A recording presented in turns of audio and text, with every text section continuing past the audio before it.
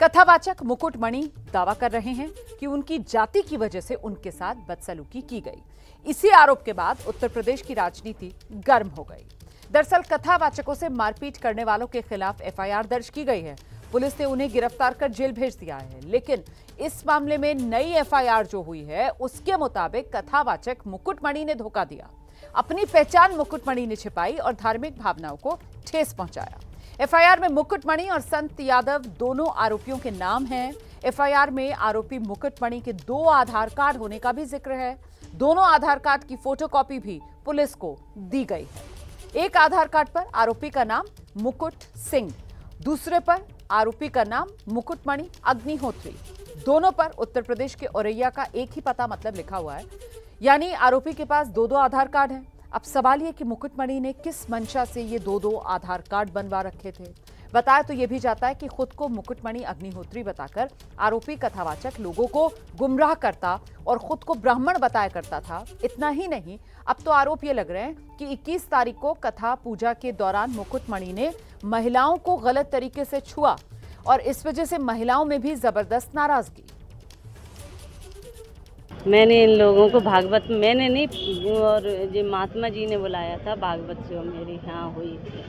अच्छा, तो हाँ, हम परिचित हैं। मतलब ये इन्होंने पूजा करवाई तब भी इनका तरीका गलत था और मुझे धीरे धीरे ये शक होने लगी ये ब्राह्मण किस तरीके के हैं, इनका तरीका ही गलत है। और टच करना, फिर खाना पे बुलाया, फिर इन्होंने हाथ पकड़ा, ये चीज़ इनकी गलत थी। कौन लोग हाथ पकड़ते थे? यही दोनों। इन्हों पे फिर लड़कों से मैंने बोला, इनसे बोला, इन्होंने बच्चों से बोला तो दोनों पंडित जो थे हाँ, तब उनसे माफ़ी मंगवाई।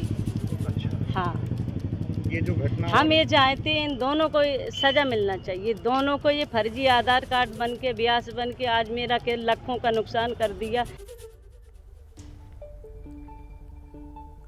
तो इटावा में कथावाचक पिटाई के मामले में साधु संतों की प्रतिक्रियाएं अब सामने आ रही हैं।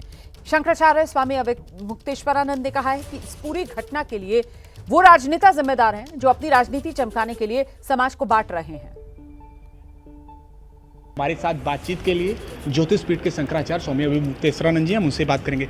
महाराज जी, राजनेताओं का ये इस पर कहना है कि अगर ये बातें आती हैं कि सिर्फ ब्राह्मण ही वैदिक परंपरा के अनुसार कथा कहने के लिए योग्य हैं, तो ऐसे समाज के लोग, पिछड़े समाज के लोग सनातन परंपरा से पीछे हट जाएंगे, वो अपने अनुसार शादी विवाह करने लगेंगे।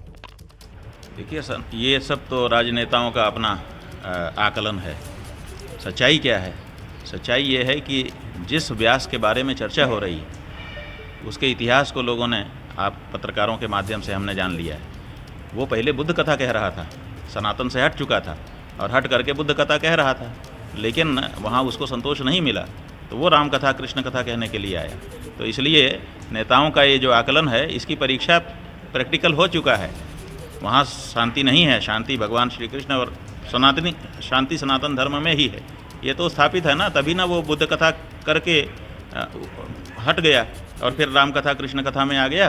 तो इसलिए ये कहना कि लोग सनातन धर्म से हट जाएंगे, ये बिल्कुल झूठा खोखला विचार है। सनातन धर्म इतना सरल नहीं है।